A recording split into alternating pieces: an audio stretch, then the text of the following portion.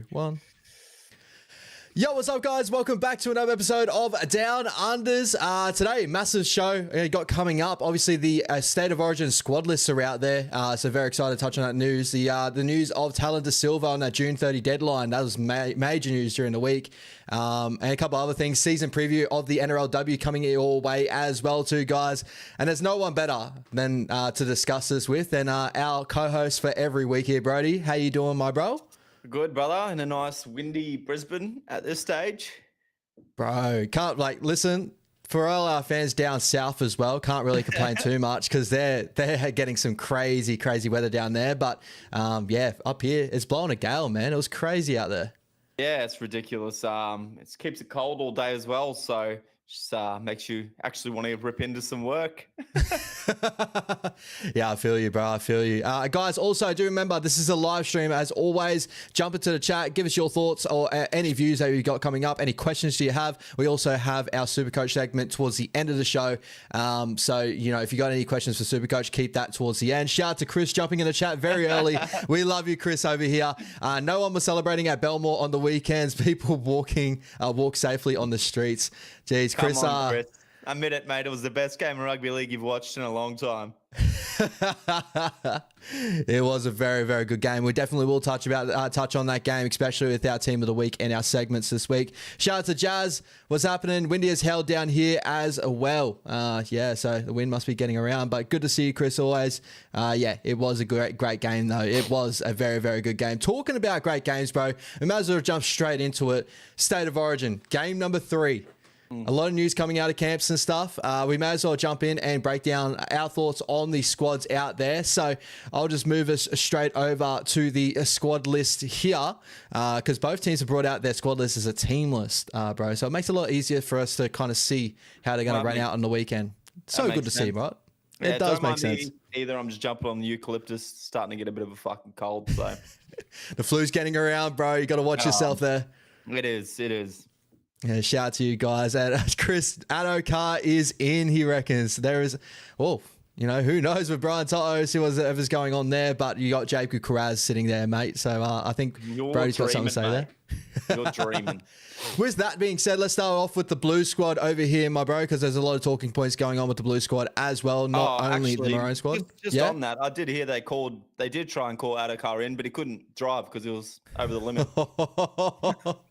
And a shot goes back. Unfortunately, Josh Adokar takes the brunt of that. Chris is just going to skim by that one. Yeah, but he's just going to be. Don't affect him. Anyway, right, continue on, Ash. Let's go, bro. Let's go. Dylan Edwards at fullback. The two wingers of Brian Toto and Zach Lomax. Stephen Crichton and Latrell Mitchell in the centres. Jerome Luai, Nathan Cleary in the halves. Max King, Payne Haas up front with Reece Robson in the 9. Liam Martin, Angus Crichton in the edge back rows. Finishing off in the lock position, Isaiah Yeo. The bench, we got Connor Watson, Spencer Lenu, Hudson Young, Stefanu Utikamanu, and also to finish out there, the 18th man, the doggies, they always produce this 18th man out here, especially when they're playing football, Jacob Carraz. Finishing off for the rest of the squad here, Lindsay Smith getting another spot in the squad, Bradman Best also finishing out there. So, first of all, rumors going around town of, you know, players missing, you know, not missing, but missing out on their flights. Stefano Tikamanu missing on his flight.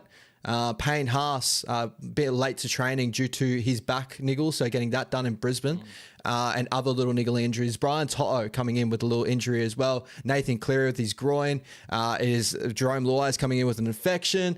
Are you worried about any of these guys falling out of the order, and who do you replace them with if you do think that there's going to be any changes on game day?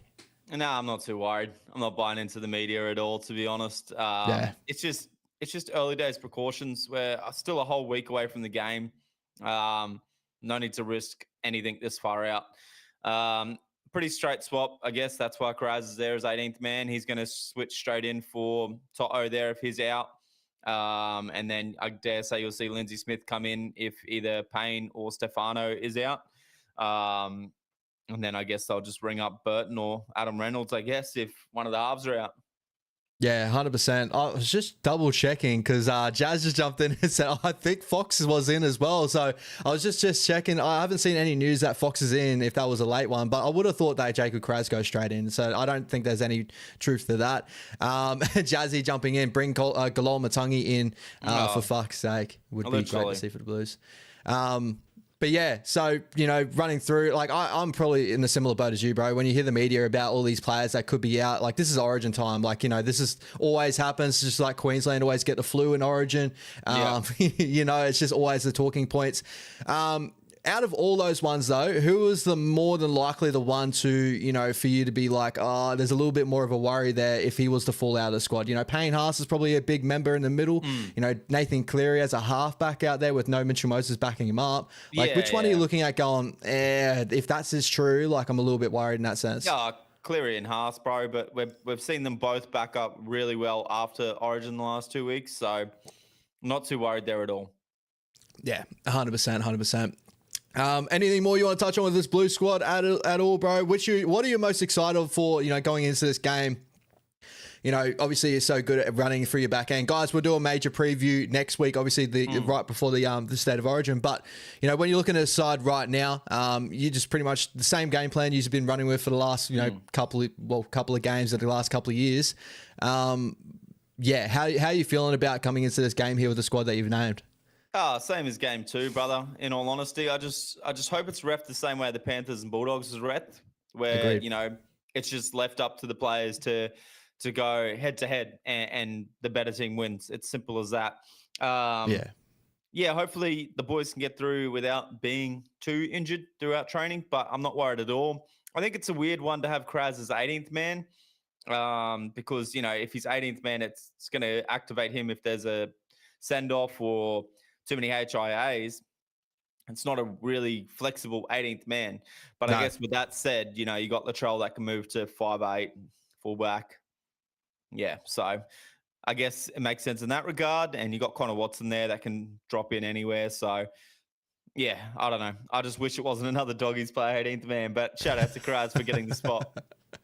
Yeah, he well deserved for Kraz too. Like the story from, like, you know, what he's come from, you know, and to get to the point that he is right now. And like, if there's any, you know, food for thought, like here, right? If Brian Toto does drop out, like as a Queensland fan, it's like, yeah, Brian Toto is such an incredible winger, but you bring in someone that's got a very similar ability in the sense of the amount of meterage he gets out of his backhand. You know, he's got a devastating offload into his game as well. It's not Brian Toto, right? Like I think Brian Toto is in his upper echelon as winger, but I don't think Jacob Kraz is up there fighting with those top wingers in the competition. So I don't think it's like as big of a massive dagger as probably years past if you were to bring in, like, as you said, the Fox or something like that onto the wing. Yeah, 100%. Kraz is starting to form as, top 5 winger right now, in my opinion. He holds a lot of the same attributes as Toto and then has the high ball threat as well, like Lomax. So best of both worlds. 100%, 100%. And guys, keep chatting away in the chat. I think YouTube's put up a new feature with the top fans in the chat. I've got, you know, Chris started off as number 1, then Jazz has taken the number 1 spot there, guys. So if you want to find out who gets the number 1 spot as our chatters, continue to do so. It's a pretty cool little feature. I was only just noticed that. I was like, oh, that's pretty gangster. So, but we'll move over to the Maroon squad. Definitely a couple of talking points here. Hamiso Tabuai-Fidow takes over the fullback jersey there for the Queensland Maroons due to Callum Ponga out with the Liz Frank injury. Moving to the wings, you got Xavier Coates and Valentine Holmes. The centres, Robert Toya continuing to hold on that spot, doing a great job there. And Jamat Shibasaki. Chris Ho in the chat going crazy. But shout out to Shibasaki getting a spot there. We'll definitely touch on him very quickly. Cam Munster, Tommy Dearden in the halves. Up front, Big Papa is back in the Origin arena for probably the last time here. It's going to be really great to see how that plays out. Harry Grant and Tino Fa'asul Mala'awi there. Ruben Cotter and Kurt Cable on the edges. Trent Liero holds on to that 13 jersey. Kurt Mann, Lindsay Collins, Paddy Carrigan, and Jeremiah Nanai, the same bench that ran out in game number 2. So that obviously means no Modified Awaker been dropped out of the squad. We bring in Josh PAPALI'I in that spot there. 18th man, Reece Walsh. So the Broncos do get depleted a little bit there with the 18th man, which helps your doggies this weekend a tad. Jermaine Hopgood and Joshy Kerr. Evens out just a tad, yeah. Shout out to Joshy Kerr getting into the squad again. You know, obviously we played against him growing up, and you played with him growing up. So it's just so good to see him getting recognised out there for the work he's doing. And Jermaine Hopgood, good to see him there too. But we may as well touch on the big news here, bro. First of all, we'll touch on Shibasaki and, you know, your thoughts of him jumping into the squad. Big body has been very, very good for the Broncos this year. As if you probably look at it, probably their most consistent player this year, up there with Payne Haas and Paddy Carrigan, and has been a standout for them. Pretty early to say like him getting a Maroons jersey, but I do think this is probably where our backline's sitting at the moment. I would have probably gone Murray Taulagi and moved a couple of pieces around. I would have kept Hammer at fullback there. But your thoughts on Shibasaki? I don't think he's going to be a name that worries you, as in just like you see him on paper. But it probably does have a feel of a player that's going to get named for the Queensland Maroons and probably step up to the plate the way he's done for the Broncos.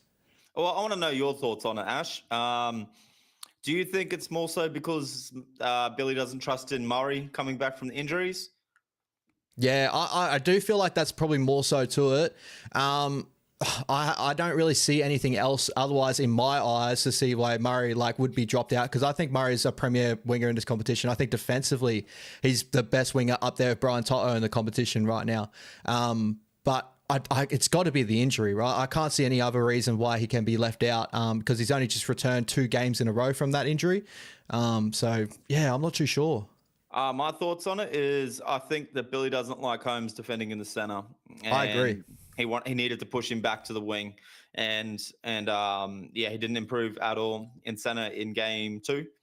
Yep. So he really wanted to push Holmes back to the wing. So that's a great thought. I think it is, because Shibasaki is pretty good defensively as well. And you're right. He's a big body that can offer some meters out of the back end.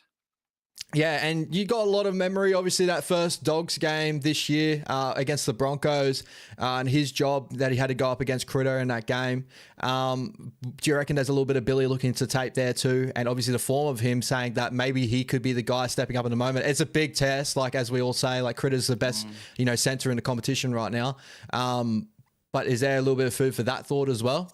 No, I don't think you can take much from that Broncos game at all. In all honesty, the Broncos Doggies game, this would be a completely different test. I think it's more so needing a genuine center there and leaving Holmes on the wing. And if you bring in Tuolungi, who's also might have the injury problems, you're forced to play Holmes at center, who's going to get caught out there. And we've seen what happens to Holmes at center there. That's why I think the shout is there. Yeah, do you feel any type of seeing Shibasaki there, do you feel like that's a little bit of advantage? Obviously Blues, you think they're going to attack that fairly hard, or do you think this is going to be a little bit of more like when you look at a squad now comparatively what you have the last 2 games, does this help the Maroons a little bit in your eyes as a Blues fan? System wise, both Toya and Shibasaki will still be learning. But size-wise, they definitely match it with the boys in Latrell and Crichton there. So I think Billy's just got to rip the Band-Aid of having Holmes in the center, and he's forced his hand there with the Hammer having to go to the back. And I think it's a pretty good move. It's the best you got to choose from in all honesty. I wouldn't go a Jackson Purdue yet. I think Shibasaki, who's been a bit of a vet and in some really hot form, is the way to go. Yeah, and cracker game over the weekend against my Warriors too, scoring a double in that game and monstering over Rocco Berry, who's a very good defensive centre in his own right, him returning from injury as well. But, with that form coming in, again, it just feels like one of those ones that we're going to chuck a guy a jersey that stepped up form into the Broncos. I'm very curious to see how he goes in the big arena, because it is a decent jump up from just first grade footy to get into State of Origin as well. 100%. It's either that or you have to go back to Gagai, and well, I think you guys should be past that.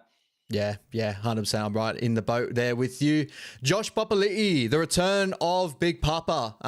For me, when I look at this, it's just more on the fact of these last 2 games, we discussed about the penalties and all that sort of stuff, but the underlying issues with the Maroons in this series is defensively fairly early on. The Blues that get a roll on very quickly, Payne Haas and all these boys, through the middle. I feel like this guy is out there for the first 20, probably to negate hopefully hold into the battle for a little bit, bring him off, and Paddy Carrigan comes on and kind of like steadies the ship for this period there too. I kind of enjoy it. I don't think he's going to be this big boom like, oh my God, that's going to change everything. But you're going to tell Josh PAPALI'I to go out there and play for your life. Like, I think that he's going to go out and do the job there too. Your thoughts as a Blues fan there, is that probably where you're thinking that that Billy's looking at this? Like defensively, I think he probably does offer a bit more than Mo Fodawaker at the moment for the 20-minute stint that he's going to have there. Other than that, I don't see too many other improvements in that area either. I think it's more of a defensive play. Oh, it's defense. It's the leadership. It's the impact of the ball carry. There's so many more benefits here than having someone like Mo Fodawaker who has not proven himself in a Queensland jersey. Agreed. I think, yeah, Big Papa will get through his big 20, 15 even, take the sting out of the game, and then maybe show his face for another 10 minutes in that second half if Billy's got interchanges up his sleeve. But other than that, that's all he's really there to do, is to really take the sting out of the game and put some impact into the boys of the Blues and slow down that forward pack a little bit. Yeah, and you can't take away his form for the Raiders this year either. And he's come in on the offseason. He's trimmed down quite a bit. I think he's going to be a real cool contributor here for the Maroons. As I said before, these underlying issues that we still do have, even with the win of last game, we spoke about it at length. It does look like a game that's glossing over a lot of the things that the Maroons have getting wrong. And I think Billy still looked at it that way, right? And with a couple of changes coming in, I think Josh PAPALI'I is a big one there where, as you said, probably, leadership in the middle. But I think just that first contact in defense to really kind of, win the wrestle, win the ruck. I think Josh PAPALI'I is going to be a big contributor there with Tino up front, hopefully. 100%. And he's not going to get too much fatigue in him, because as soon as he shows signs of fatigue, he's going to come off. That's his job. Before we jump over to the last thing, obviously around the Queensland Maroons fullback as well, Jazzy's jumped into the chat right now, jumping as a number one contributor right now as well. Brody, bro, what's your who's your top choice for the Blues forwards, and how would you play Max King? Better than game 2 for sure. I'd play him 25, 20. Then you bring on Spencer. You bring on Spencer for Max King with that last 10, 15 minutes before halftime. You let Payne get to that 30-minute mark before you swap him out as well. And you don't bring Isaiah Yeo off until at least one of those boys are back on the park. You can't have all three of them off the field at the same time. And then you play Spencer your 10 minutes after halftime, and then straight back into King, Stefano 15 minutes after halftime, straight back into Haas, and ride the game home. That's what I'll be doing. If Isaiah has a break there, it'll probably be 10, 15 minutes after halftime as well, when Max King and Payne Haas come back on. You bring Yo off for maybe a 5-10 minute spell, push Connor Watson to lock, and then bring Robson off for Isaiah, and Watson goes up to hooker. Because I think there was a little bit of that too in game 2. I think Laurie, we discussed it a little bit as well. I don't think he got his bench right, his terrible. Rotation right. It was terrible. And I think it was to the deficit, as I brought up in the last show about, with the Blues media going, talking about changes and stuff and looking at Max King. And it's Max King didn't have the time or the ability to show, what he did in game 1. I think play him like he played Mitch Barnett, get him out there for the decent amount of minutes. That was the whole reason why you got Max King there, is when Mitch Barnett comes on, he's filling in that middle rotation. I think that got taken away of him in game 2, and he wasn't able to show his ability. So if the question was around, thoughts around Max King as well, I think he's a good enough player to get through that longer minute stint there and allow, your Payne Haas's and stuff to continue to chug over with their interchanges there as well. So I'm pretty much right on the same boat as Brody with this one, with Jazzy over saying my thoughts as well. Yeah, like I said, I wouldn't mind to see, Isaiah get that 5-10 minute spell after halftime. And in that time, I would be pushing, Connor Watson on at the same time as Reece Robson. Bit of speed there around the ruck for the two lighter guys. And then, after that, Robson off, Watson up to hooker, Isaiah back on. But as for me, I would have Keon on the bench as well instead of Stefano. Yeah, agreed. Lastly, with the Queensland Maroons, my bro, one of the bigger talking points here, Hamiso Tabuai-Fidow gets the fullback jersey. The other options we were probably running with there, Reece Walsh, obviously, playing through knee injury currently, but did a great job over the weekend. yeah, honestly, AJ Brinson has already pledged for England. You could be going as deep as like Isaiah Iongi, who's been incredible this year, but a rookie in game 3 probably wouldn't be the greatest look. So I think they've picked the right guy there, the hammer. Again, not injury hampered at the moment. You know, Reece looked really good over the weekend. And he also probably, when you look at your fullbacks, is going to be more of just a consistent play out of the back. The only time I worry about with Hamiso is he always seems to have in his game where sometimes he can get lost in the moment, and like he doesn't look like he's always competing for everything, especially at fullback. I like him in that center position for those aspects, and especially when he's defending in the line, like we saw over the weekend. He got targeted quite a bit of times from with the Dolphins game over the weekend, defending in the line, some crash ball plays. And, you know, we're looking at like Payne Haas's of the world, Spencer Lenu's of the world. You know, if he's going to be defending in the line, like with those crash balls, I'm sure he'll step up to the plate in the Maroons jersey, but that is still a little bit of a worry for me. Yeah, well, if Robson's smart, he'll take that Dolphins game that was just on the weekend and Nathan Cleary and really identify where Hammer is defending in the line and go at him, because he does not fill in well defensively when online defense, for me anyway. And it showed on the weekend. You know, he couldn't make 2 one-on-one tackles that led to tries, pretty soft tries. Yeah, completely agree. I think it also writes the New South Wales game plan here where they're going to be kicking the football. Like it's going to be Valentine Holmes and the hammer. You know, Valentine Holmes with Zach Lomax on that side. I think they're going to try and get an aerial threat there unless they switch things around, which I don't think I think they're going to go back to back on, Zach Lomax's wing, which is a little bit of a worry. And Hamiso, because his yardage carries have never been incredible for Hamiso. Like what makes Hamiso special is those half breaks that, you know, he gets, and he plays really good support, and he pretty much, you know, as soon as Hamiso touches the ball past the line, it's usually ending up in 4 points.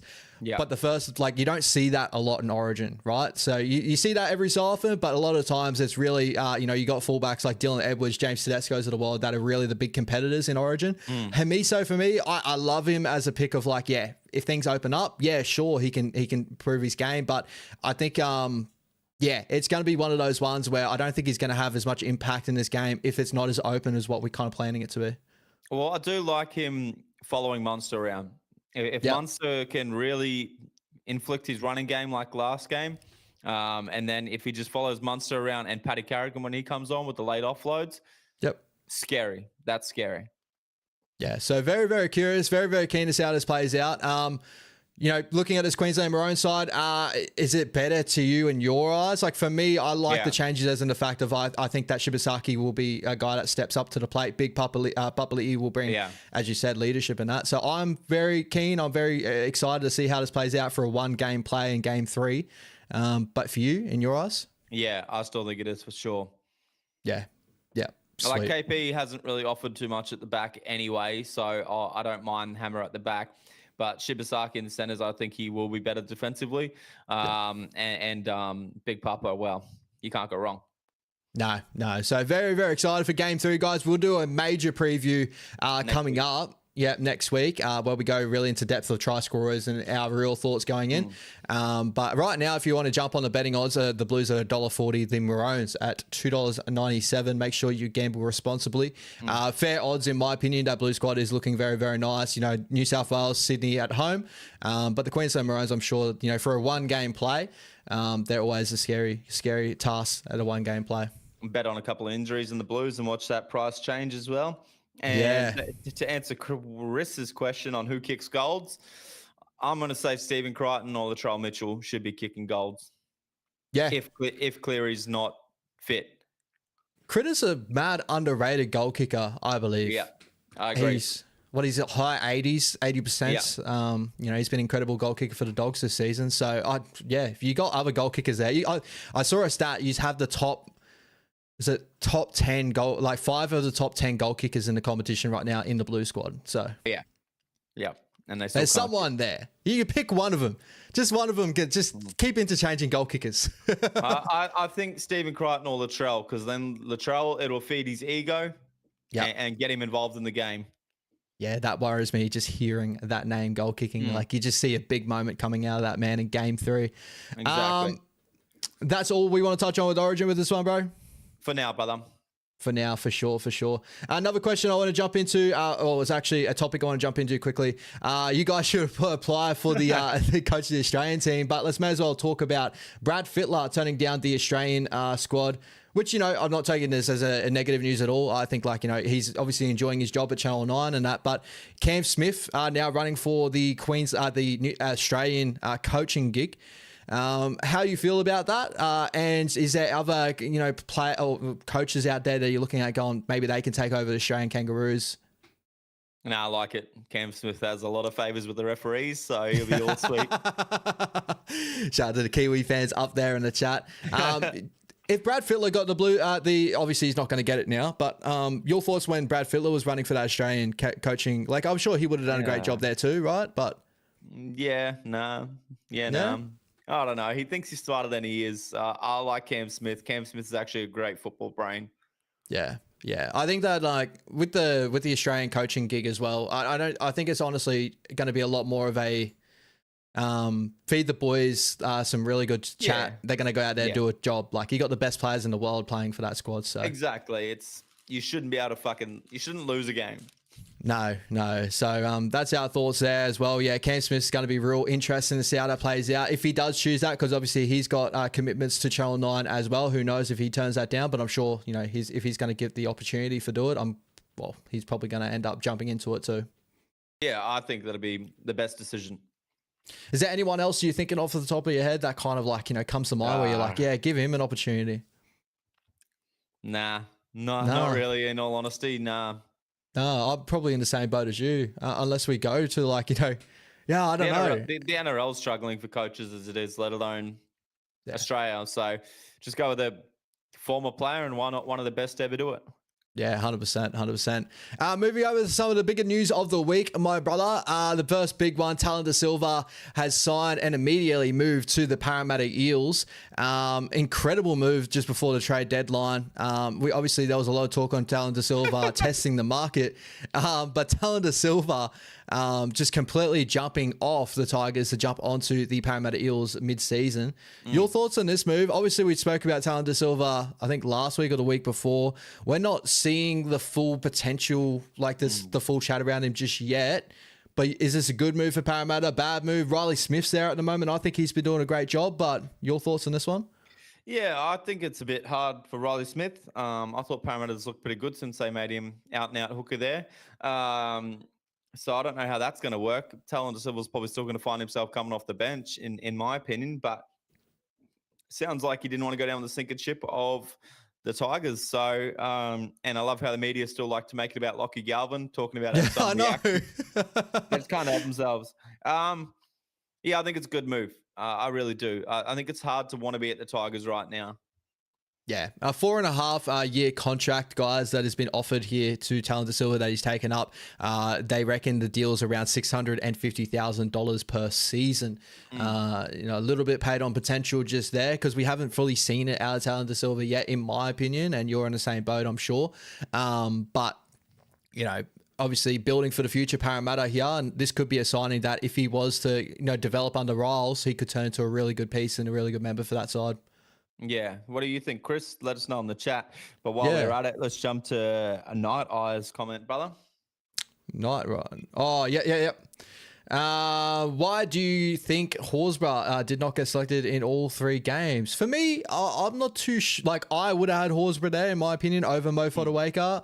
I don't know whether it's in moments that he can find himself very similar to a Terrell May, defensively in the ruck. Sometimes he can get caught out, but I think that his effort and energy is always there.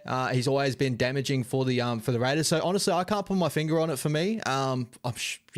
Hopefully he gets a spot next year. But your thoughts there? Yeah, much the same, echoing yours, brother.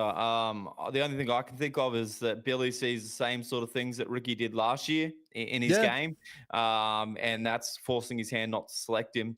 But yeah, I agree. I think he deserves to at least be around the camp, named in that top 20. But yeah, I'm not too sure. I really don't see why he wouldn't be. He's one of the fittest forwards getting around as well. But yeah.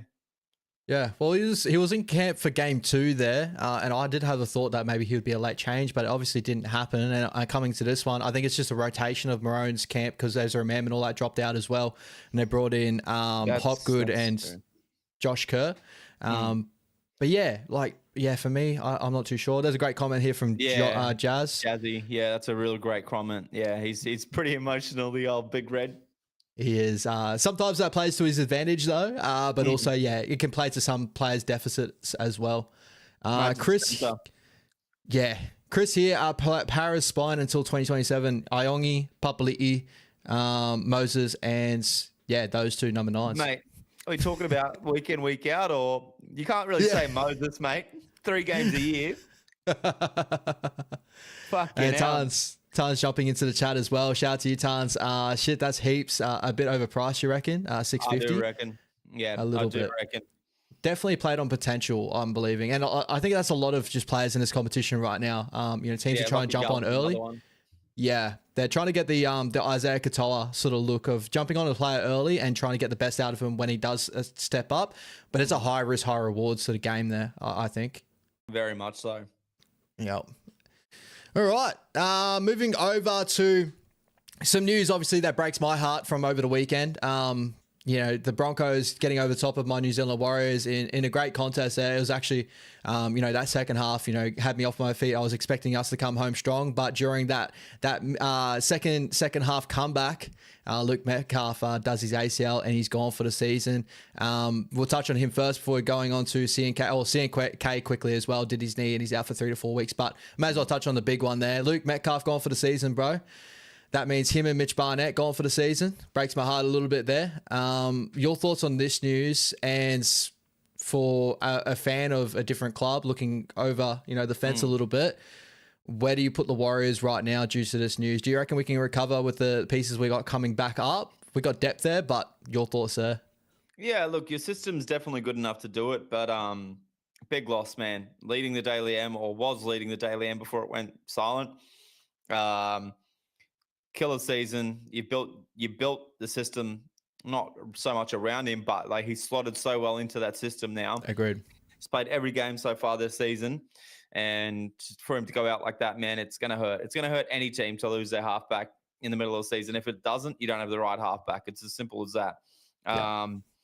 So for me, I'll start probably tomorrow in the next game, and then bring Tanner Boyd onto the bench, and then see if Tanner can take that starting spot. But tough times ahead, man. Losing first your leader, your captain in Mitch Barnett, and now Mets, your actual ball leader.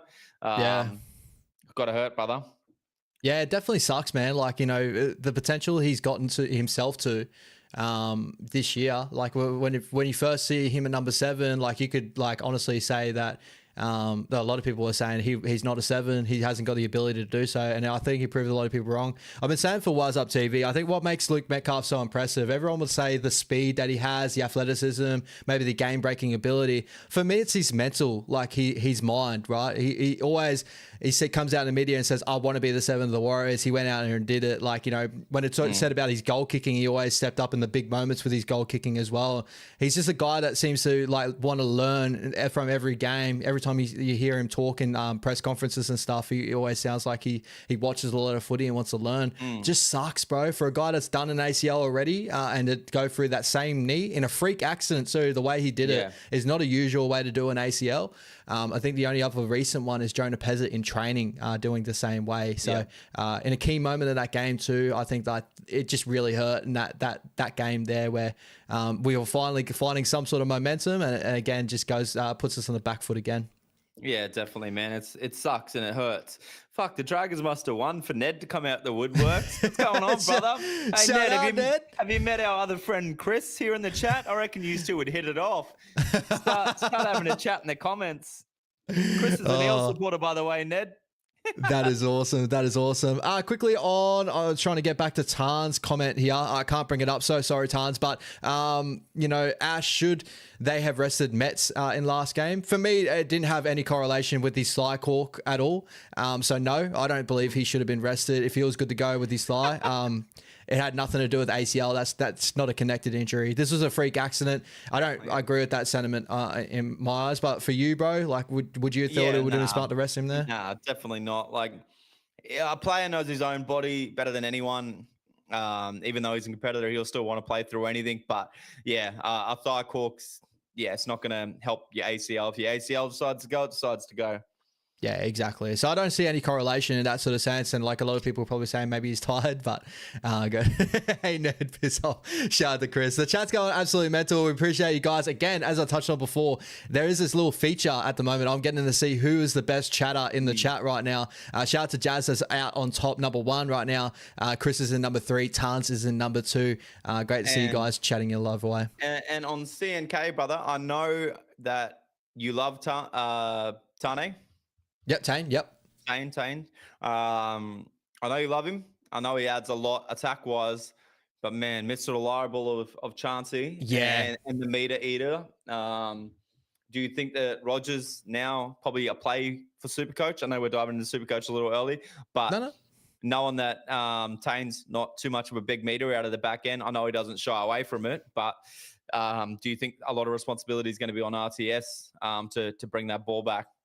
Yeah, 100%. It's going to go back to our wingers to try and do a lot of the work that CNK usually brings there. And it's like, as you said, like, you know, it's not like Tane doesn't do that in some aspects as well. Like, Tane has shown the ability to run for like 200 meters per game. He does it in a very different way. I think CNK is just this big body that just like it keeps turning through the meters like that. I think Tane's just going to be a guy that pops up in little spaces and get his meters that way. So that's exactly to your point there.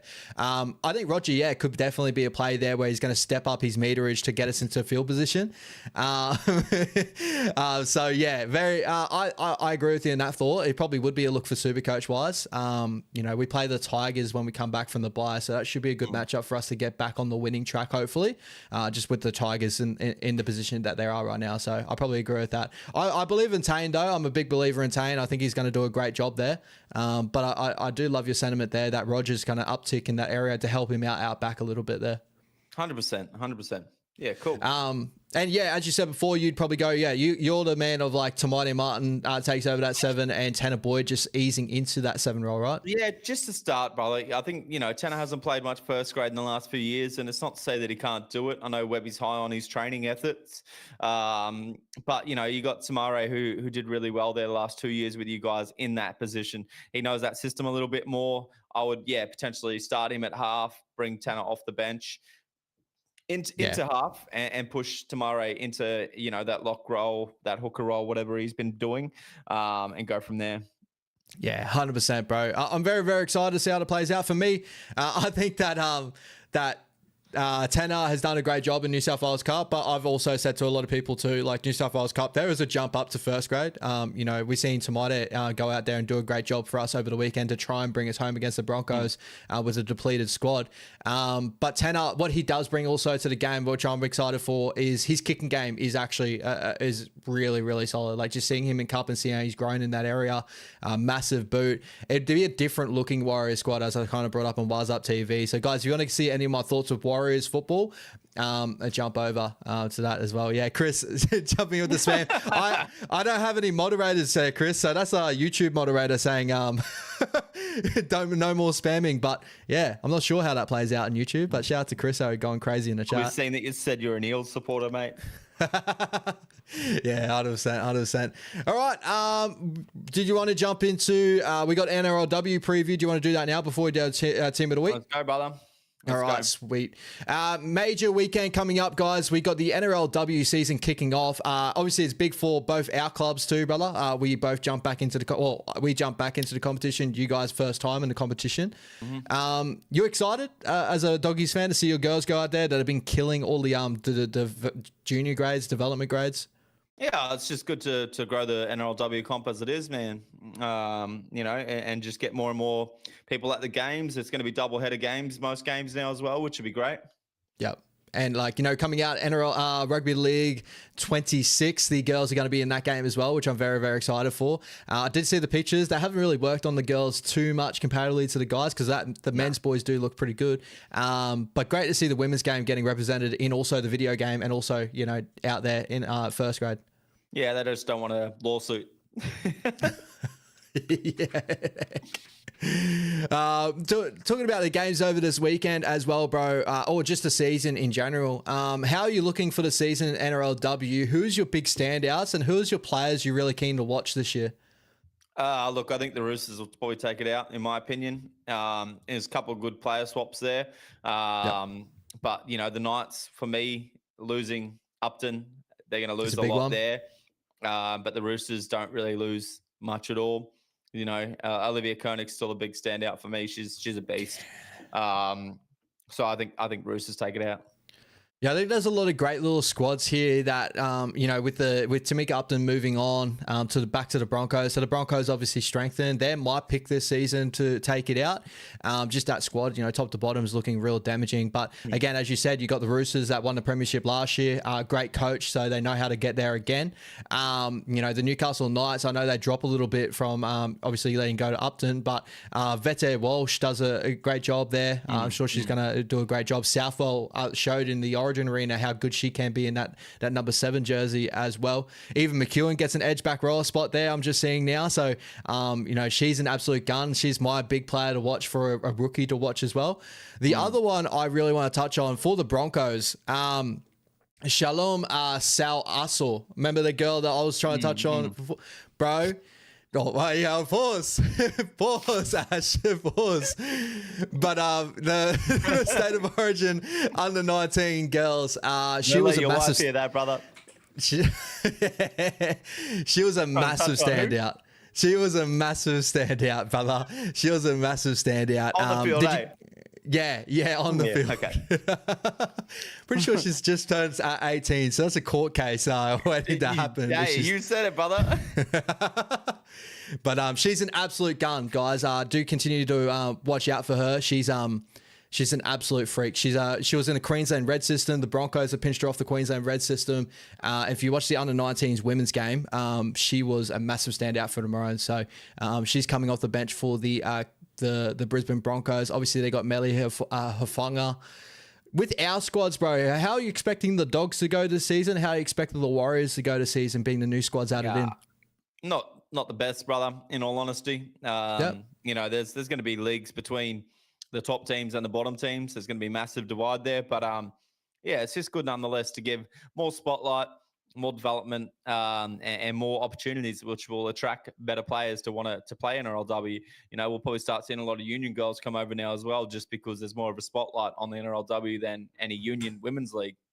Yeah, exactly right. And guys, jump in if you're seeing in the chat, guys. Jose and all that have been putting up the times of the games and where to watch them if you're in New Zealand and stuff. Watch a lot of your games. I'm pretty sure Channel 9 do a lot of free-to-air games for the NRLW season this season. You're obviously watching it on KO as well. I'm very excited, like with the Doggies squad as well. You've brought over Braden Williame, who used to play for the Warriors. He's going to be coaching your girls there. And the Dragons. So I'm very... Yep, very, very excited. Also, you know, with the Warriors squad, we got the back-to-back premiership head coach from the Knights from years past, Ron Griffith. So very, very excited to see how he can shape our squad with a lot of talent there too. Is there any smokies that you're looking at right now that you're going, yeah, they could have the ability to take it out this year or even just contend this year? The Cowboys, bro. Chikai Whitfield at fullback is a gun. Jasmine Peters there in the centres, Kira Dibb, Emma Manzelman. There's a great squad there as well. I'm looking at some other squads here just quickly before we jump off. I think the Raiders, I love that centre pairing they got of Tafanga and Wiki, Ruben Wiki's daughter from memory. She's an absolute gun as well, so keep an eye out for her. And the last one is that Parramatta Eels squad. Unfortunately, dealing with a couple of injuries with one of the Charrington girls, Kennedy, but Ruben Charrington with the 9 jersey, Abby Church at fullback. Lindsay Tui is another player I want you guys to watch out for as well. A very talented junior coming through the grades. Her sister's with the Penrith Panthers, and I'm sure they're going to make a bid to jump into competition very soon as well, so keep an eye out there. 100%. And to answer Chris's, well, not really a question, but to his statement, mate, the Warriors could just walk out onto the street and field another good fucking team. Let's be real. Shout out. It's so good. I can't wait to see this season play out, bro. Anything more you want to touch on NRLW at all, my bro? Nah, that's all for me, brother. Actually, who would be your Daly M sort of player of the season for the NRLW? Oh, probably Olivia Koenig. She's a gun, bro. Eh?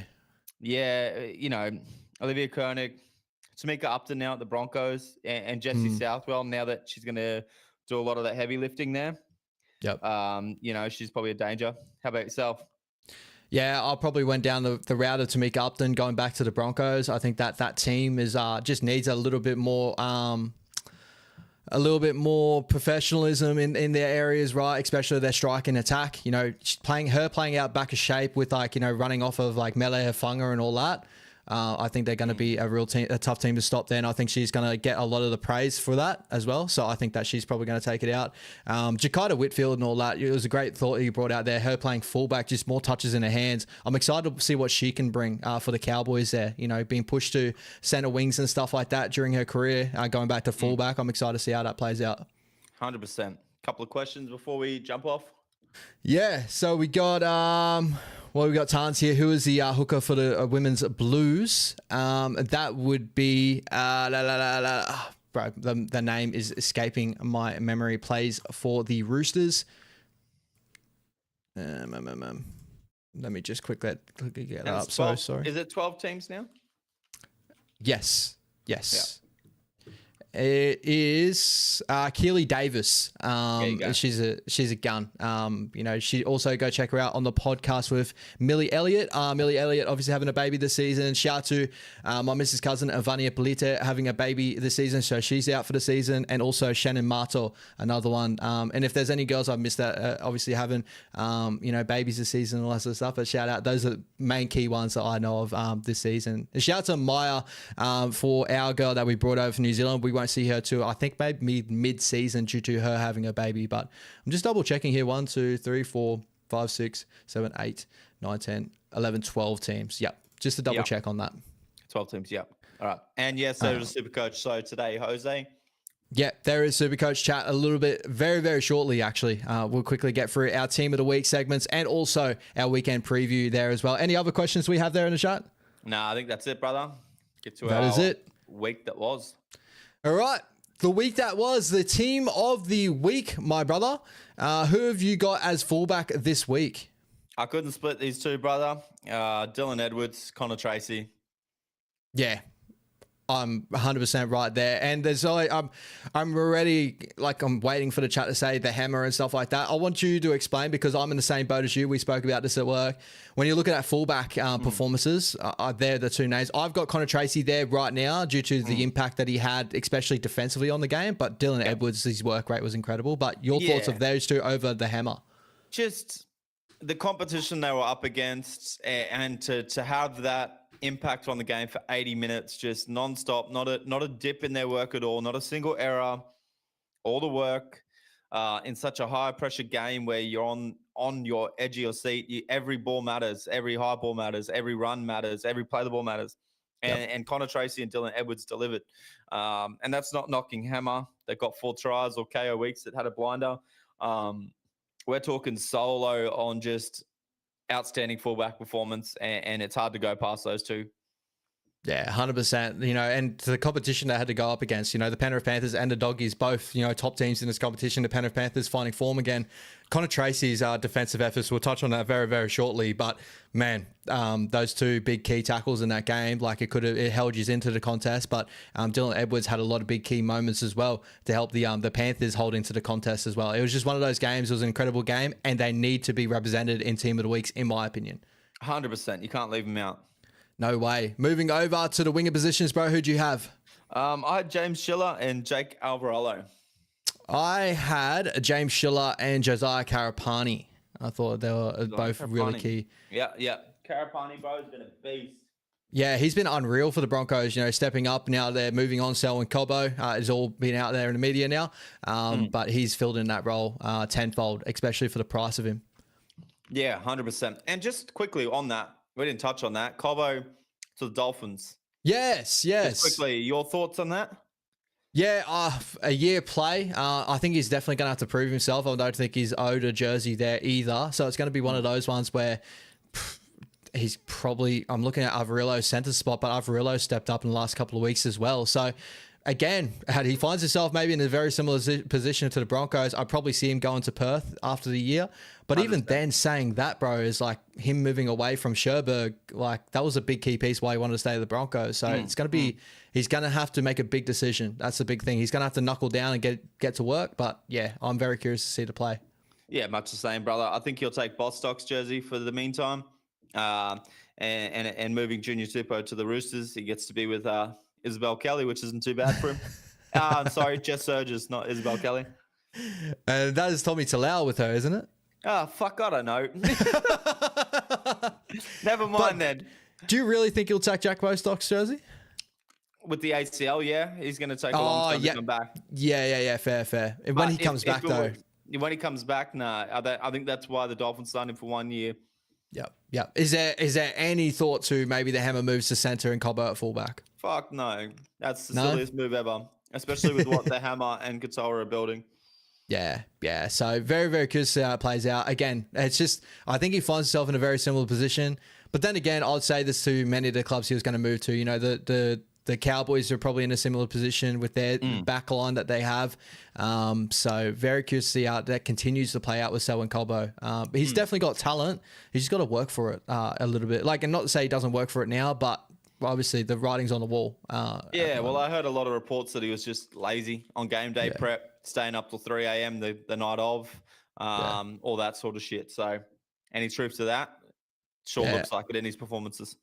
Unfortunately, it's the early 2000s. You could do that. You could probably get away with that at times, right? You heard about boys smoking and stuff and all that. But these days, I think the professionalism of the game has gone past that. 100%, especially when you ask with $750K a year. Yeah, exactly. Moving to quickly before we jump on, I don't want to waste too much time on this either. Shout out to James Schiller. I think he's a real underrated player in this competition on the wing, especially Newcastle Knights. I know they've got Dominic Young back, and when Marju comes back, he'll probably fall out of the squad. But definitely a player that I could see going to another team and doing making a difference on the wing. 100%. Imagine him in a good system. He'll be laughing. You know, watch Melbourne probably pick him up to play that Grant Anderson type role. Oh, yeah, that's a great shout. Moving over to the centers, bro. Centers of the week. Yeah, 2 Queenslanders, brother. Valentine Holmes, Shibasaki. Yeah, right there. I've got Shibasaki, and I went Casey McLean. Again, I just wanted to represent a little bit of what happened in that game that Thursday night because it was the game of the week for me. So, but Valentine Holmes, great performance over the weekend. But shout out to Casey McLean going up against Critter and taking the contest to him. Yeah, I'm going to eat my words from what I said about where the Bulldogs should attack this game. Case McLean was absolutely outstanding. He definitely got a rev from his teammates that he needs to prove himself, and sure enough, he did. Yeah, and that happens in first grade. As soon as you want to take it to the game, you know, that you get reap the rewards from it, and I think that's what's happened. And yeah, shout out to Jazz. Hopefully Chris hasn't been banned due to the spamming earlier on. But again, I don't have any moderators on my account, so I don't know what's happening here, whether it's just a YouTube thing. So hopefully Chris is okay. Ned banned him. Maybe Ned banned him. He's jumped in. Shout out to Ned if you're still there. No, he disappeared. Moving over to the halves of the week, bro. Who have you got halves? Yeah, I went with Ethan Strange at 5'8". And I went with Nathan Cleary and then Isaiah Katoa. Isaiah Katoa, absolutely killer performance, setting up 4 tries. But complete control of the game and setting those tries up. But for a different reason as well. Again, Nathan Cleary against a really good competition. Just really getting his team across the line. Really big solo try there with that charge down. Just a real masterstroke on reading that game. Yeah, and I went with Isaiah Katoa and Ethan Strange as a halves pairing, and could very possibly in future time being the Blues halves pairing in the future as well, if that is the 100%. Way it kind of goes down. Because both those guys, incredible talent. Ethan Strange just takes us to the contest. Isaiah Katoa, when we start looking at, you know, half performances, I kind of made the argument a couple of weeks back when Jerome Hughes had that game where I'm pretty sure he scored a hat trick or maybe even more to that, impacted the game in that sort of sense. But as an out-and-out halfback, what Isaiah Katoa is doing right now is really special for his age. And like, you know, similar to a Nathan Cleary, like this weekend, Jerome Hughes scored 2 tries, very similar to the Hammer chat with the Connor Tracy and Dylan Edwards. They're scoring tries, incredible performances as players. But as an overall, like for that position, I think Isaiah Katoa and Nathan Cleary for this week have been the better halves for sure. 100%, bro. Just dictating. Yeah, conductors, bro. And just the way that Isaiah Katoa squares the lineup, like it's just, Yeah, kid's a freak right now. It's something to watch, brother. Something It to is. watch. Moving up front, bro. Who's going to be the motor room this week? I went with Terrell May, and I went with Max King. Yeah, I love it. I went Max King and Xavier Willison. I thought Xavier Willison brought a lot for that Broncos squad over the weekend. Yeah, Payne Haas had a massive stint as well, and Willison just, probably made that easy on Madge to give him that massive stint by playing so well through the middle. Exactly. Number 9 for you this week? Mitch Kenny, bro. 69 tackles, 0 missed. What an absolute beast in the middle there too. And he doesn't just he's not a grab and hold type of guy. He loves to take it in his tackles. He loves incredible to control and win those tackles, and to keep that up in that type of game as well. That was just such a fast-paced game to show no signs of fatigue there. Oh man. What an absolute beast. Shout out to Mix Kenny. Here's my hook of the week as well. Moving to edge back rows, bro. Who we got? For me, bro, Tallis Duncan and Ali Katoa, bro. Yeah, Ali Katoa, performances of all performances over the weekend. I thought he could, everything he touched turned to gold. And I went Jacob Preston. Again, I wanted to represent this game of what happened out there, and I thought he was a big contributor there for the Dogs. But yeah, I love the shout. I've saw Zach Hosking, I had a great game of the weekend. There's a lot of other big contributors, but yeah, I went Jacob Preston there. Yeah, 100%. He's been so good for us. And I do believe he would have been in game 1 of the Blues if he didn't get suspended. Yeah, I agree with you there. And lastly, Paddy Carrigan, I've got for the 13 jersey. Who have you got? Isaiah Yeo, bro. I think he was 54 tackles and 1 miss, as well as an 80-minute stint. You could have just made your top 13 out of just that game. Bulldogs game. I know, and I was trying to get as many representatives there around about. I probably could have gone Isaiah Yeo there as well. But that game was an absolute incredible game. It was definitely my game of the week for sure. Hey, I agree with Jazz in the comments as well. Shout out to Chris. Moving over to hit of the week, bro. Who have you got? Well, not so much a hit of the week, but just the tackle itself. It's Connor Tracy, bro. And take your pick which one. They're both pretty much identical. Just absolute try savers that shouldn't have been saved. Agreed. I got Connor Tracy on Blaze Talangi. That was one of them. There was 2 obviously in that game. Both were absolutely incredible. If you want to go absolute hit of the week, contact, I saw Tans already put it up in the chat. Stags over Laban. That was a great one. Yeah. Did you see the Gerald Skelton hit on, who did he hit over the weekend? Ended up knocking himself out too. It was an incredible shot. I can't remember. It was Manly. So it would have been Tommy Turbo. Hit Tommy Turbo. No, I didn't see that. Unreal shot there too, bro. So there was a lot of great shots over the weekend, but the one that meant the most, I believe, was that Connor Tracy hits. Yeah. Yeah, 100%. And that Stags one on Laban, man, you seen and heard that one live.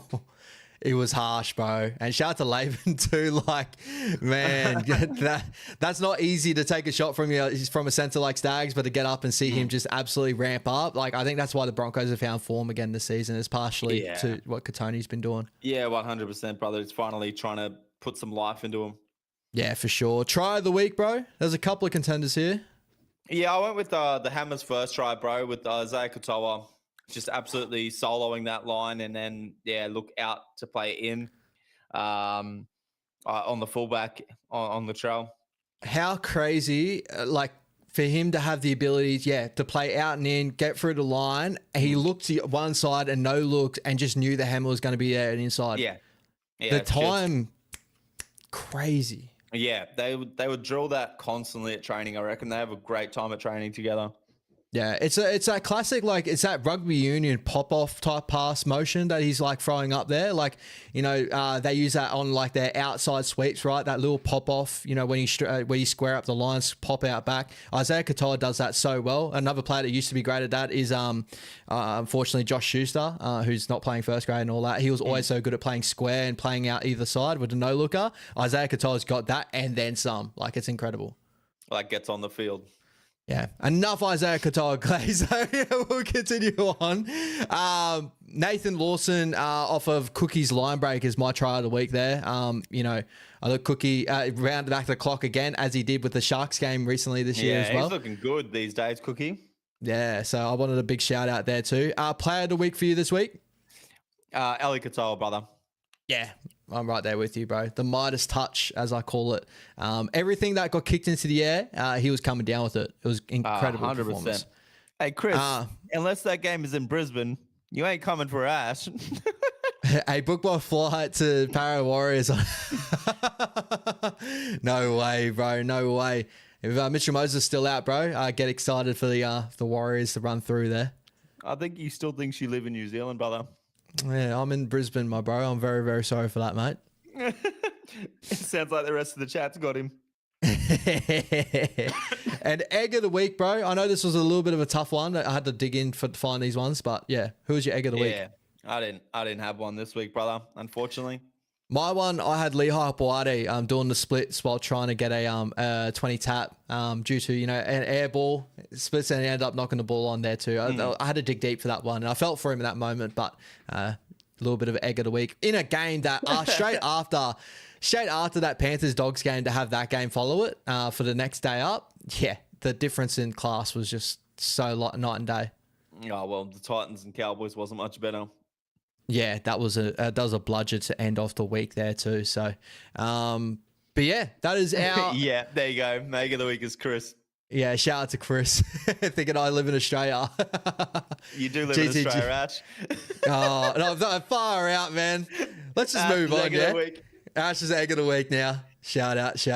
All right, let's move over to the weekend. Upcoming. Oh, yeah, Kossi was a good egg of the week. Yeah, I feel for Koss on that one. It was like he needed to start that up. That's why you're there. Yeah, that was a big moment in the game. That would have made it 18-20. We would have ran home, or at least, made it 16-20 with the run home. I feel like we would have found good momentum too. So, it sucks. All right, first game of the weekend, bro. We got the Doggies versus the Broncos at a core stadium. Obviously, all the Origin players are out of this one, or all games of the weekend, obviously. Saluka Fafita been knocked out too last week, so you don't see him this week either, which sucks to see. Jacob Carraz, Kurt Mann, Max King, and Stephen Crichton all out due to Origin, with the Brisbane Broncos, Shibasaki, Paddy Carrigan, Payne Haas, and Reece Walsh out. So that brings Selwyn Cobbo at fullback. You bring in Inari Tuala for his Bulldogs debut, I'm pretty sure, right? In the centres there. And your names, Lockie Galvin at 14 jersey. Still a decent squad you got out there, and very similar to the Broncos, decent squad there too. So how you feel about this game, and who you think is going to take the Chockies in this one? Yeah, nervous. Definitely nervous. I'm glad that Walsh got dragged into 18th man, I guess. Yeah. Since we had to give up Carraz for 18th man, but... Agreed. Yeah, look, very, very nervous. I'm hoping the boys get it done. I'm curious to see what adjustments Geraldo makes with the Galvin move, because last week it just didn't work. Yep. Pushing Sexton to 9. I think it was at a crucial moment as well, and Cleary went straight after Galvin. So I dare say Geraldo will learn from that, and hopefully we'll bounce back from the last game against the Broncos down in our home stadium. So I'm going to go the Doggies. I'm going to go 1-12. Yeah, I'm going to follow you in with Doggies 1-12, but it's got all the ability for the Broncos to come in and then shock as well. I think they've got a good team list on paper there. Dean Mariner coming in to fill in a spot there too, Shibasaki. He's an absolute talent as well. The Selwyn Cobbo at fullback one, with all the news going around with Selwyn, this is a big game for him to either step up and kind of show like, I want to take up opportunities when I can, but also it could be one of those ones where he's like with the media, he's got to be professional and all that, but he may not have the greatest performance due to what's going on with him currently with the club as well. So very curious to see how that plays out. He got booed on Saturday as well. Yeah. So I thought that was a bit like with this whole situation. I understand he is chasing a little bit of cash there too with the club, but like the club did choose to go down a different route. I think Cobbo would have loved to stay at the Broncos there too. So I don't really 100%. Understand the whole booing in that sort of sense of what, it's not that the fans would have read into it this way. They're just Dog fans, simple as that. But the way that I look into if you were to boo him is because he didn't want to work hard. He just wanted the money without having actually putting in the effort for it. And because he couldn't get good money or the money that he wanted, he's looked elsewhere. Yeah. That's why I would boo, I guess. But Brisbane fans wouldn't know that. They're just clowns. Shout out to Brody and his fight against the Brisbane fans. But we're both going Doggies 1-12 at a core stadium. You guys have an incredible record at the core this year. I don't think he's a loss to the core yet this year, right? I think we lost to the Dolphins. Yes, yeah, wet game, but yeah, that is fair. But great record this year, so hopefully you continue on that record against the Broncos. Moving over to the Raiders versing the Dragons at Canberra. The Raiders only losing Josh PAPALI'I due to Origin in this one, so they are close to full strength again, which is incredible. The Dragons and Hudson Young, but he's didn't play last week. Yeah, true. Yeah, no Hudson Young. I would have still thought they would have had it up there, but anyway, continuing on. The Dragons, no Hamish Stewart, no Luciano Leilua, no Nathan Lawson, and no Toby Couchman, and no Valentine Holmes due to Origin for Valentine Holmes there.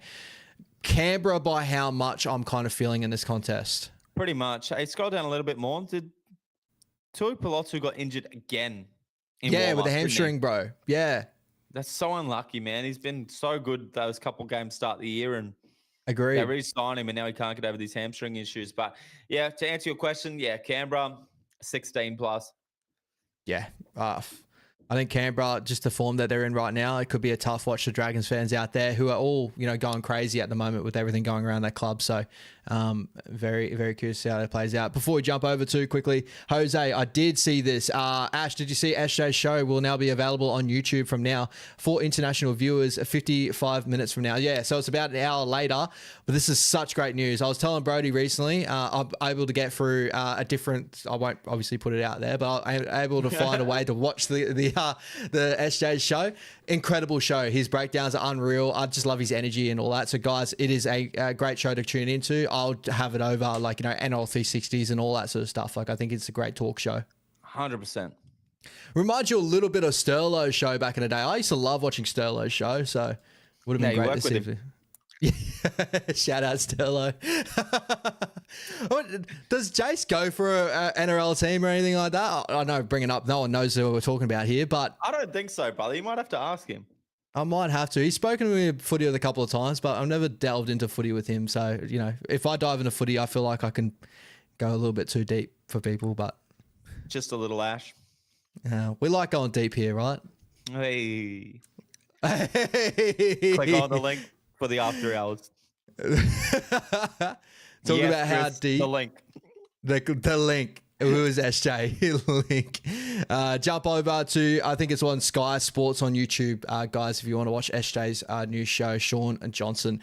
The Cowboys versing the Melbourne Storm at Townsville. My bro, obviously this has got a lot of Origin players out. The Cowboys, no Jeremiah Nanai, no Reece Robson, no Ruben Cotter, no Tom Dearden. With the Melbourne Storm, no Cam Munster, no Harry Grant, no Stefano, no Trent Liero, no Xavier Coates, and Fa'alongo, unfortunately, did his hamstring over the weekend, which absolutely sucks, especially with the highlight he was going to produce in that one there. For me, seeing defensively how the Cowboys have been this season, I was going to say Melbourne by how much? It's still Melbourne by how much? It's still Melbourne by how much, yeah. How are you feeling about this contest? Yeah, Eli Katoa double, Jerome Hughes triple, and Papi quadruple.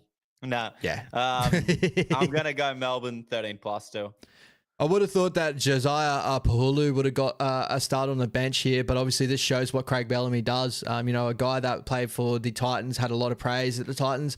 He's earning his stripes down there at Melbourne. But if he's a late change, watch out for the work that he's putting in. But yeah, I'm going Melbourne. I think Tyron Wishart's going to do a great job out there. Jonah Pezzett in that 14 jersey is probably going to fill in some great roles. But again, I can't trust that Cowboys defense. That game against the Titans over the weekend just proved like where they're at right now.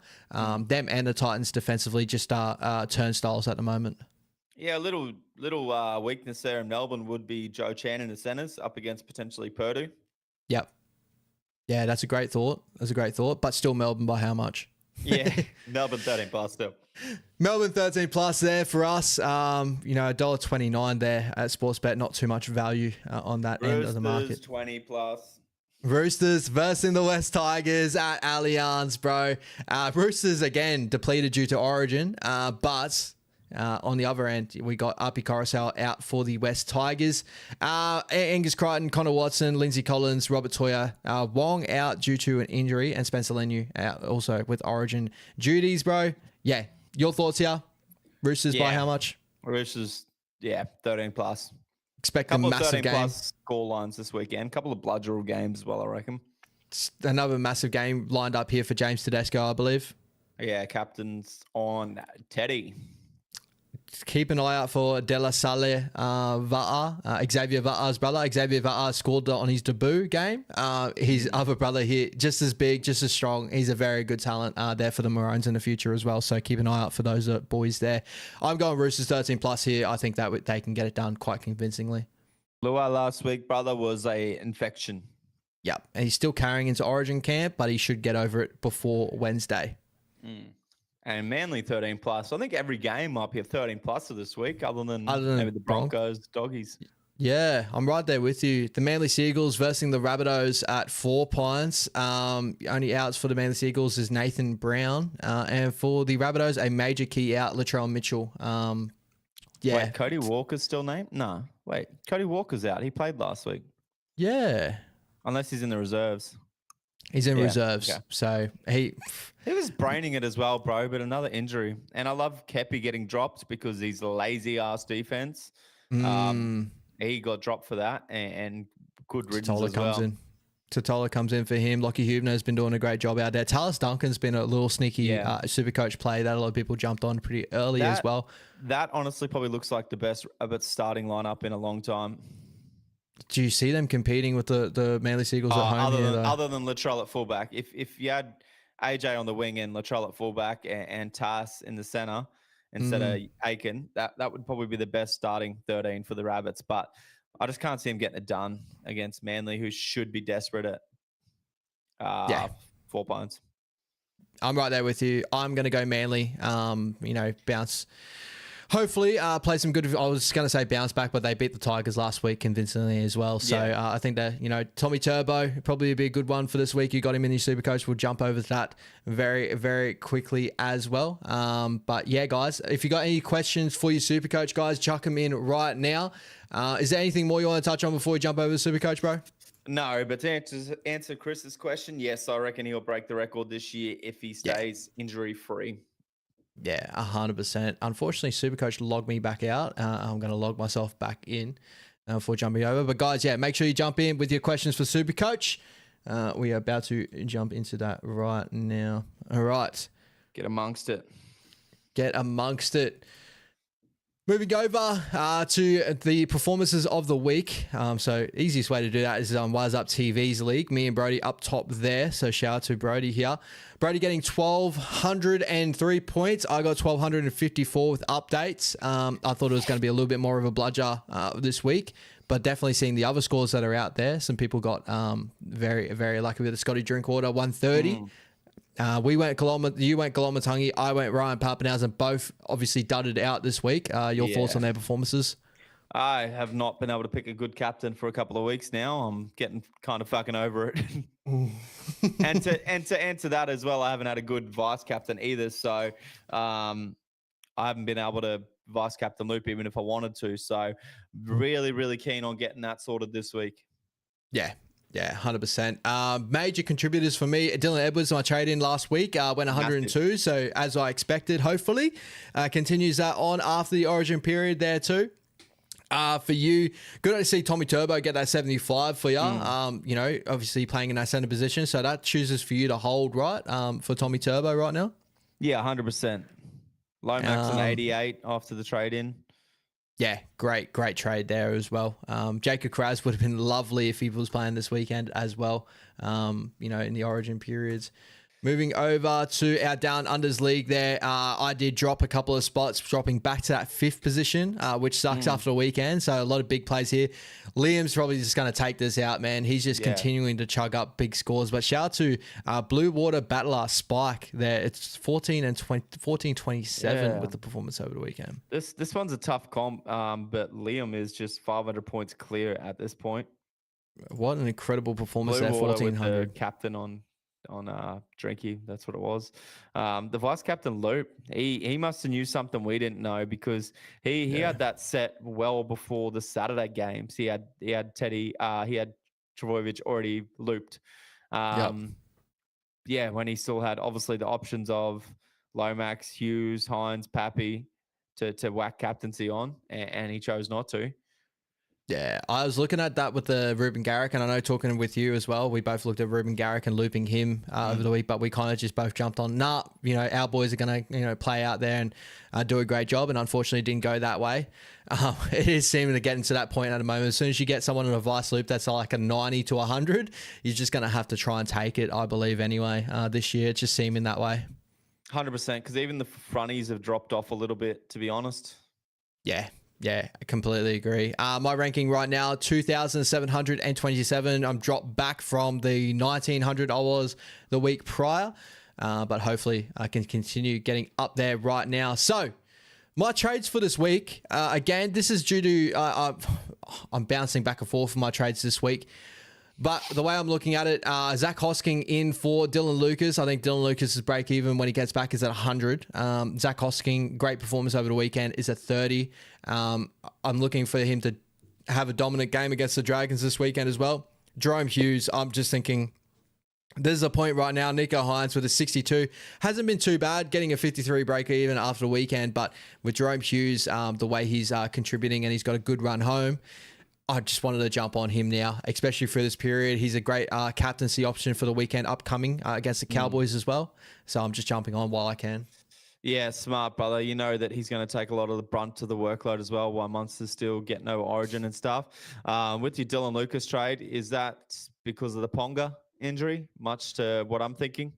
Very much so. I think that, with Ponga out, the Newcastle Knights, and also not having Fletcher Sharp to fill in that role either. If Fletcher Sharp was there, I probably would be like, yeah, all right, I can see it. But with the halves they have right now, that spine they're running out there with, I'm not excited about the Knights running home this year. And, Dylan Lucas is still going to contribute, I believe, anyway, but to the highest potential of being up there of that 690 sort of range that he is, I think he's going to fall off of that probably very shortly. Yeah, I agree, brother. Later, Chriso.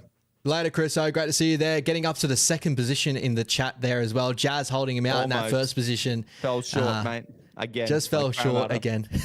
Love you, Chriso. Tune in next week, as always, my bro. But yeah, moving over to my squad, I've got $200,000 in my salary cap. That gets freed up, obviously, with the Jerome Hughes move and the Zach Hosking move. My other play was Jacob Preston. I spoke to you at work with this, and that gives me 113,000 as well. So that's where I'm kind of sitting. But my 14 playing this week, you got James Tedesco there. I put the captaincy on him. I think it's going to be a big matchup against the West Tigers. I think he's going to have to contribute a ton in that game there. So I'm going James Tedesco. Ryan Papenhausen, Karapani, Nwanganitawase, and Garrick. I was looking at Garrick vice captain. But that Jerome Hughes, he's playing before, right? Yeah. Yeah, he is. Yeah. So Jerome Hughes against the Cowboys. Quick, though, I think. Oh no, I think Melbourne. Yeah, Melbourne's the first game Saturday. Yep. And then I think Roosters are first game Sunday. No, Melbourne's last game Saturday, first game Sunday for the Roosters. So you're all good. You got overnight to think about it. Yeah, so definitely going to continue to look out for that. I did look at Ruben Garrick as a vice captaincy option as well, or a captaincy option for this week. I like that. But yeah, it could be a good play. Hosking comes in, obviously, for me, as you saw with my trades. Eli Katai got there, and Golomatangi. That's a pretty good little second row unit. Hubner sitting there in my reserves too. He was going to be my 14th man to drop out by the looks of it, depending on the scores. But we'll see how that plays out this week. May, Tarpanay have been great members there for me. Well, mainly May for this origin period. And Sandon Smith, again, holding on to that hooker spot as always. Jose, what are you doing, mate? You need to do 3 trades then to at least get your 13. But I do like your trades. Yeah, I pulled the trigger on Fogarty not scoring well, brought in Jerome Hughes, Billy Smith out, Marky Mark in, and as a day one Metcalf holder, sold for Tanner Boyd. So obviously going early, hoping Tanner Boyd gets the starting spot there for next week. Yeah, that's a risk. That's a risk this week, mate, just in case Boyd doesn't get the starting spot. But other than that, mate, I like your squad, Ash, 14. One will drop out, gives you that flexibility to at least have one bad player this week, and hopefully get your vice captain right, so that way you don't have to stress your captaincy. Yeah, that was my whole thought process with that trade is I wanted to get my numbers up. If I just did the Preston trade, that gets me to 13. But if someone has a dart or, goes to 0 or whatever happens out this weekend, I'll be up Schitt's Creek with that 14. A little bit more of a play there. And also I got the ability to make cash on, players like Hosking and Jerome Hughes for the upcoming, running home to where I can move those boys on to my end of year kind of prediction of what my team wants to look like. Hudson Youngs or Angus Crichton, as we spoke about, with the fullback, you got Latrells and stuff like that still out there that you could be putting in. So, and they still have the ability to be run home holds as well. So that's probably the way I looked at it. Yeah.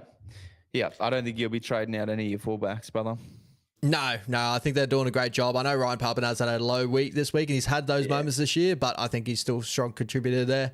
Your rank at the moment, bro, 7,147. You dropped 2,000 spots. That's how close this competition is right now.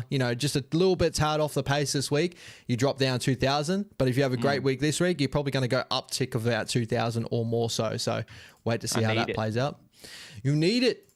So your trades this week, Mark Nwangani Tawase coming in for Dylan Lucas. Again, Dylan Lucas coming out for you. Very similar thoughts with Dylan Lucas with the halves and obviously KP falling out. Yeah. That was the first thing I said to you on Monday when it unlocked was one trade this week and it's Dylan Lucas out and Mark in for that. And how many does that give you for this week, bro? That gives me 14 and beautiful. My cash there and my trades for the run home. I'm loving. Yeah, very, very good spot Brody is in right now.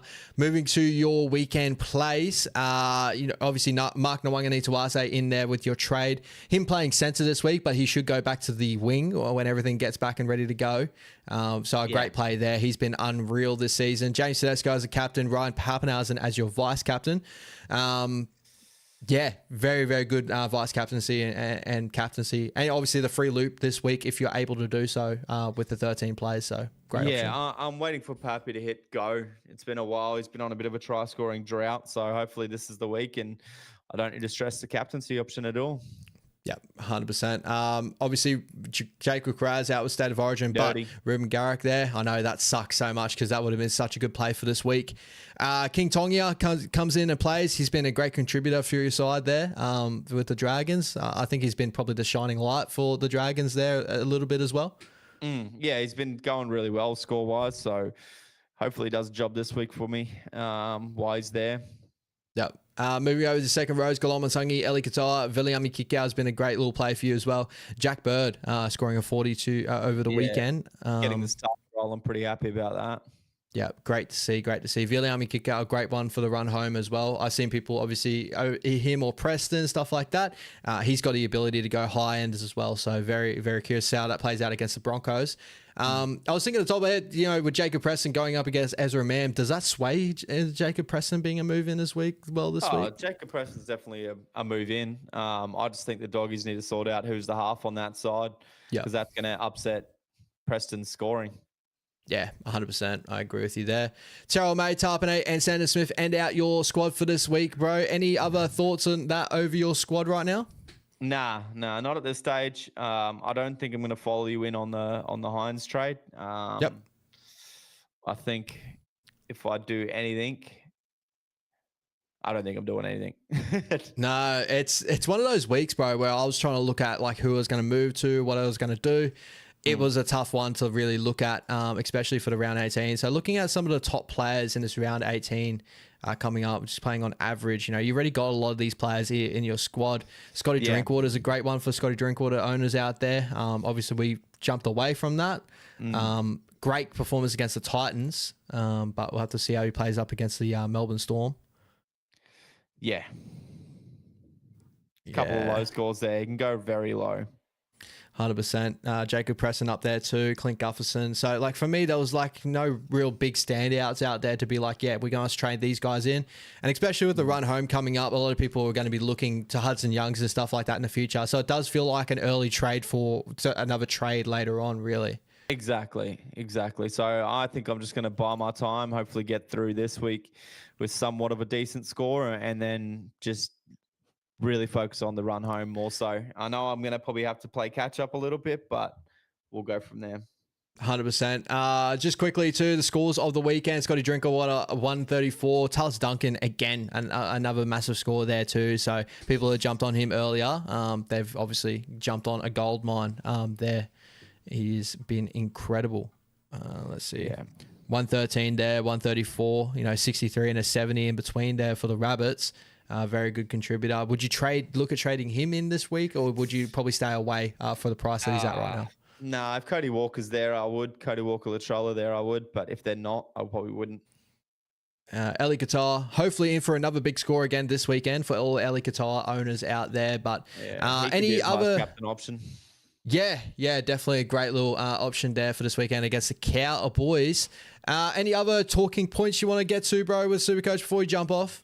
Nah, I'm just trying to get through this week so I can go back to normal, well, almost normal next week, and then following week after that, normal for the run home. And that's when competition really warms up.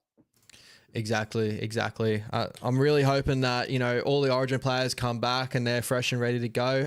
Do you reckon there's going to be a lot of restings in this last Origin there too? Or do you reckon teams are in the position at the moment where they're like everyone's fighting for that 8 spot at the moment? It's so close to the competition where I think Origin players will just definitely just back up. I could see the Dogs resting if we win this week. I could see us doing some resting. The Raiders with Hudson? Yeah, Canberra doing some resting, but they have the bye next week anyway. Yep.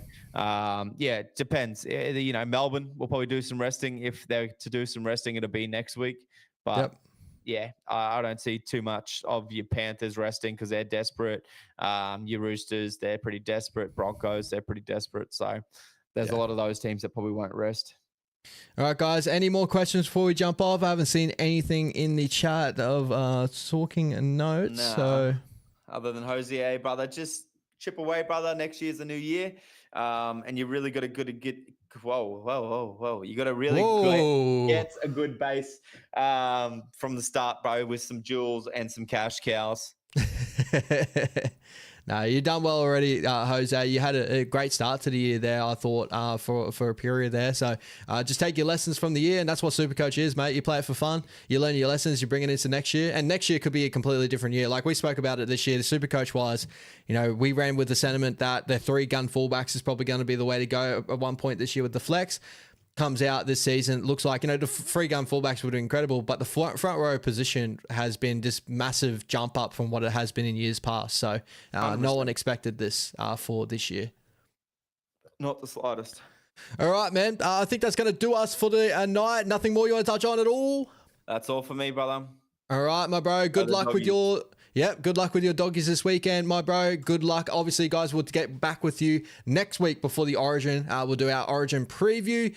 But yeah, guys, enjoy your footy this weekend. Enjoy the NRLW starting up this weekend too, guys. Up the Warriors, up the doggies. And yeah, enjoy the week up footy coming up this weekend. Later. See you next week. Take it easy, lads.